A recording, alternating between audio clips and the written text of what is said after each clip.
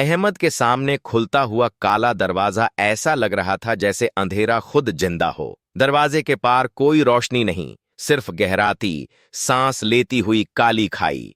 पीछे खड़े जले हुए साए एक साथ बोले, यही रास्ता है जिसकी तलाश तुम करते रहे। अहमद का गला सूख गया। उसने कांपते कदमों से पीछे हटने की कोशिश की, पर उसके पैरों के नीचे जमीन जैसे हिल गई। कमरा घूमने लगा, साए धुंधले होते गए, लाल रोशनी चमकी, और अगले ही पल अहमद ने खुद को एक नई सुनसान काली इमारत में खड़ा पाया। टबो टब्बे कहो, टूटी दीवारें, सन्नाटा और अतीत की गूंज दीवारें जली हुई थीं। फर्श पर राख बिखरी थी, हवा भारी थी, जैसे कोई पुराना घाव। अहमद ने चारों तरफ देखा। उसे लगा वह जगह अनजानी भी है और किसी अजीब वजह से पहचानी भी। तभी धीमी आवाज सुनाई दी, इधर आओ। अहमद, न डर न गुस्सा, बल्कि थकावट और दर्द। अहमद ने साहस किया और अंदर बढ़ा। एक कमरे में उसे आधा जला हुआ कैलेंडर मिला। तारीख थी 5 नवंबर, वही दिन जब शाह मीर की मौत हुई थी। अहमद का दिल बैठ गया। यह वही जगह थी जहां शाह मीर जलने की घटना में फंसा था।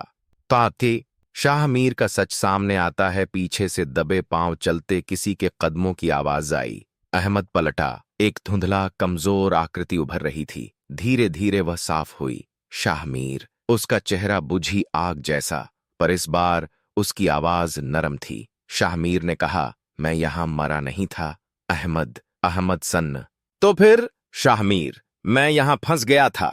अहमद का शरीर जड़ हो गया। शाह मीर ने जली हुई दीवार की ओर इशारा किया, जहां हाथों के सैकड़ों निशान थे।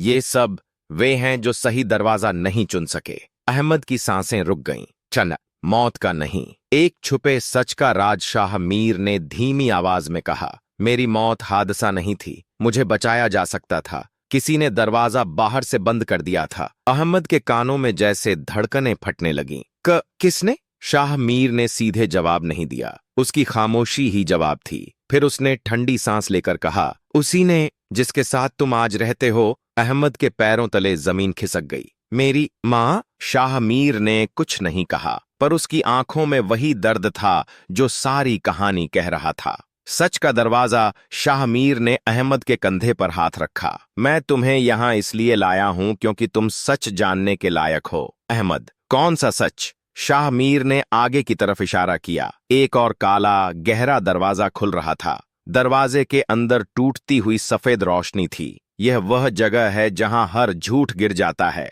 अहमद ने अपना दिल संभाला और अंदर चला गया। फाइलें, पुरानी चीजें और आखिरी दस्तावेज।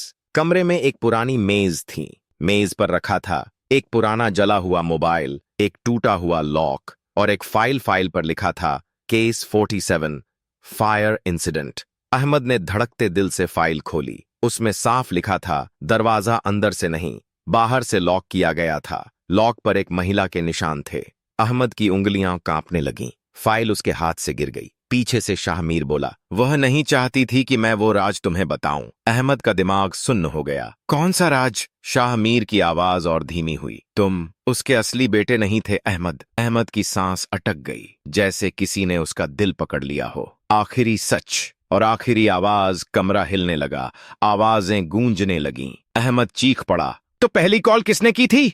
शाह मीर की आंखों से छाया जैसी बूंदें गिरीं। मैंने, उस दिन मरने से पहले आखिरी बार। कमरा अचानक फटने लगा। हवा में तेज सरसराहट हुई। शाह मीर की आकृति मिटने लगी। उसने अंतिम बार कहा, दरवाजा मत खोलना, क्योंकि उसके पीछे वह खड़ी थी।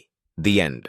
अंतिम मोड़। अगले ही पल अहमद फिर अपने घर के बाहर था। बारिश, अंधेरा और वही पल जब दरवाजा धीरे से खुल रहा था। दरवाजा खुला और उसकी मां खड़ी थी, लेकिन उनके चेहरे पर अजीब सी मुस्कान थी। आंखें खाली और हाथ में वही टूटा हुआ लॉक, वही जो अहमद ने अभी अभी दूसरी दुनिया में देखा था। उनके हाथ से हल्का धुआं उठ रहा था। उन्होंने धीमी आवाज में कहा, अहमद, आखिर तुम आ ही गए। और दरवाजा पीछे से खुद ब खुद बंद हो गया। दी एंड। कहानी यहां खत्म होती है, पर सच्चाई वह अहमद कभी नहीं जान पाया।